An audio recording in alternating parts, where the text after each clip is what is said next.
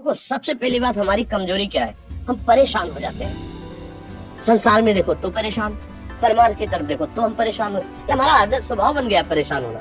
थोड़ा सा धैर्यवान बनो, गंभीर बनो। कोई भारी से भारी विपत्ति में परेशानी स्वीकार करके विपत्ति से थोड़ी निकला है। सुलझो, ठीक है, ये विपत्ति है, समस्या है, इसका समाधान होगा। ऐसा थोड़ी कि हमें नष्ट कर देगी। अगर अभी हमारी बड़ी हानि हो जाती है, हम कल इससे बड़ा लाभ प्राप्त कर सकते हैं। हमको एकदम बिल्कुल गंभीर रहना है, इतने कमजोर नहीं बन जाना। अब वो गए तो क्या होगा, अब वो वस्तु गई तो क्या, पद गया तो क्या होगा। प्रयास किया था, ये पद मिला था, इससे बड़ा पद प्राप्त करूंगा, मैं इससे बड़ा महान बनूंगा। ठीक है, एक बार गिर गया, गलती हो गई, दंड भोगूंगा, फिर इससे ज्यादा संयम में रहूंगा। बिल्कुल, मतलब एकदम फ्रेश दिमाग रखना चाहिए। और अपने लोग क्या है, जरा सी बात में एकदम कचड़ा कर लेते हैं, एकदम कमजोर हो जाते हैं। ये बिल्कुल ठीक नहीं है। हम जीवन भर की यात्रा की बात कह रहे हैं, भारी से भारी कष्ट में भी मुस्कुराना, तो हमें बल मिला है, हमें भगवान की कृपा का दर्शन हुआ है, हमें उनका दुलार दिखाई दिया है। अगर ऐसे तो भाग जाते, फिर परमार्थ में थोड़ी चलना होता है। आज जो आप सुन करके लाभ लेने की चेष्टा कर रहे हो ना, ये केवल प्रवचन नहीं है, ये जीवन है। अगर ये जिए ना होते ना तो ये इसका प्रभाव नहीं पड़ता, फिर वाणी का प्रभाव नहीं पड़ता। हम इसीलिए कहते हैं, जैसे आप लोग एकदम परेशान हो जाते हैं, तो बोलो क्या हमसे ज्यादा परेशानी होगी।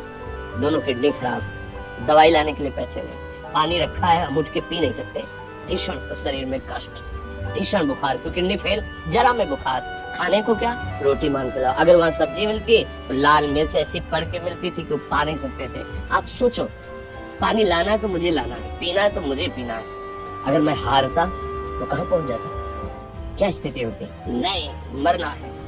और कदम पीछे कोई दिन ऐसा नहीं जिस दिन सेवा ना की हो, जिस दिन सेवा ना गए हो। गुरु जी की सेवा में जाना है, पहले अपने को स्वस्थ साबित करना है। सेवा नहीं लेंगे, तुम बीमार हो, तुम कष्ट में हो सर। उनकी दृष्टि परेशान थी, सेवा की, आके लेट गए। फिर हिम्मत की, अपनी श्री जी की सेवा की, मधुकरी नहीं गए, 3-3, 4-4 दिन भोजन नहीं गए, पर सेवा नहीं छोड़ा, दिनचर्या नहीं छोड़ी। और उसका प्रधान कारण संयम, ब्रह्मचर्य, भगवत आश्रय, नाम जप, कभी हारने नहीं दिया। अभी भी थोड़ी देर बाद डायलिसिस होगा, हारने, आपको हारे हुए नजर आ रहे हैं। शरीर में पीड़ा है, किडनी फेल है, ऐसा थोड़ा स्वस्थ बैठे हैं, पीड़ा है, बार बार प्यास लगती है, थोड़ा थोड़ा पानी मिलता है हर, लेकिन हम आनंदित हैं, हम प्रसन्न हैं। हम लड़ाई में हारे नहीं हैं, ना हारेंगे, हम जीत चुके हैं। हम अपने मालिक के भरोसे में अपना सब बात, तो वो ये हम अपनी बड़ाई नहीं बता रहे, हम आपको बता रहे समस्या। सोचो, तुम्हारे पास तो माँ है, भाई है, बहन है, परिवार है, कोई ना कोई तो है ना। मेरा किसी ने कभी जीवन में ध्यान भी नहीं दिया, क्यों? बचपन से बाबा जी बन गए, किसी से प्यार नहीं, किसी से संबंध नहीं, कोई जानकारी नहीं, हम कहाँ हैं, वो कहाँ, किसी से कोई मतलब नहीं। जवान साधु कौन श्रद्धा करे, कभी गांव जाने की हिम्मत नहीं पड़ती कि रोटी मांग ले। पता नहीं लोग क्या सोचेंगे, क्या भावना कर ले। हम दरवाजे पे खड़े, क्या कैसी भाव, जो हमारे सामने आकाश वृत्ति से आया यौवन अवस्था में, वही पाया, अन्यथा भूखे रह गए। जब हम हर समय अपने को विवेक के द्वारा सावधान रखे, तो हम कभी निराश नहीं हुए, कभी उदास नहीं हुए, कभी ऐसा नहीं लगा कि यार हम दुखी, कभी नहीं लगा।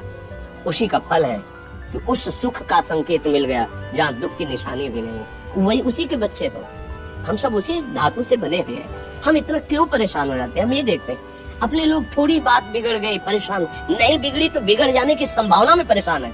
आज सुख है, लेकिन कल सुख छिन जाएगा, तो हम आज के सुख में सुखी ना होकर कल के दुख की आने की संभावना में भयभीत हो। तब क्या हमारी सोच रह गई? हमको इतना बलवान बनना है कि सुख और दुख दोनों हमको छू न सके। भारी से भारी सुख की व्यवस्था है तो अहंकार नहीं, हर्षित होकर किसी का अपमान न करे कि हम धनी, हम पदाधिकारी, अमुक। भारी से भारी दुख आया तो हमें किसी के सहयोग की जरूरत नहीं, हम फिर अपने कदम बढ़ाएंगे, हम फिर जुड़ी हुई अपनी भावनाओं को सजाएंगे। मस्त जीवन, एकदम तुम अविनाशी के बच्चे हो। शेर का बच्चा भेड़ों के बीच में फंसकर मेव मेव बोल रहा है, बस अगर दहाड़ना सीख जाए तो कोई भी उसे परास्त नहीं कर सकता। ऐसे भगवद अंश तो प्रपंच में फंसकर अपने को इतना दीन क्यों देख रहा है? तो ऐसा है कि भगवान के दिव्यास्त्र में भी ताकत नहीं तेरे को मार सके। तो अविनाशी का अविनाशी बच्चा है, विनाशी भोगों को, विनाशी शरीर को मैं मान के इतना भयभीत, इतना दुख, ठीक नहीं। ये सबके लिए, केवल एक के लिए नहीं। आप समझो, आप लोग सोचते हैं हम गृहस्थ होकर भला ऐसी स्थिति कैसे?